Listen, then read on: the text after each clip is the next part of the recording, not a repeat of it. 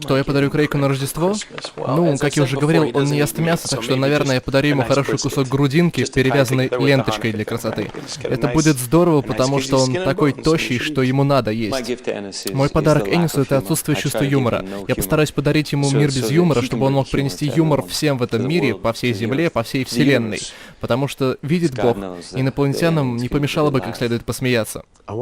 Я бы хотел подарить ему одну из таких, знаете, белочек-летяг, малышки, так, кажется, их называют. Я не знаю, мне просто кажется, что было бы мило, он смотрелся с этим маленьким большеголовым существом на плече. И я слышал, что они продаются, планирующие малышки. Да, планирующую малышку, типа... Энис, с днем рождения!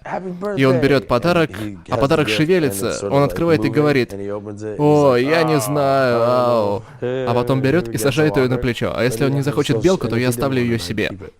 Что я хочу на Рождество? У меня очень материальные желания.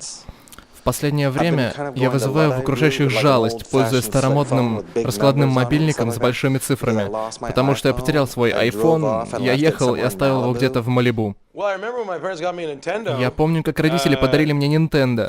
Поначалу мы думали, что в игре «Братья Марио» один уровень, и когда мы его прошли, мы были просто в экстазе. Ну, потом мы узнали, что там еще 7 уровней, а потом через полчаса родители отправили меня сделать мою домашнюю работу и сами играли в мой Nintendo все Рождество. И я бы хотел iPad. Да, возвращаясь к первоначальному вопросу, я бы хотел iPad. Неуместные подарки? У меня никогда не было подарков типа жуткого свитера или чего-то такого. Я помню свой любимый подарок, это был велосипед. У меня был велосипед для BMX. И это было круто. Кажется, его украли.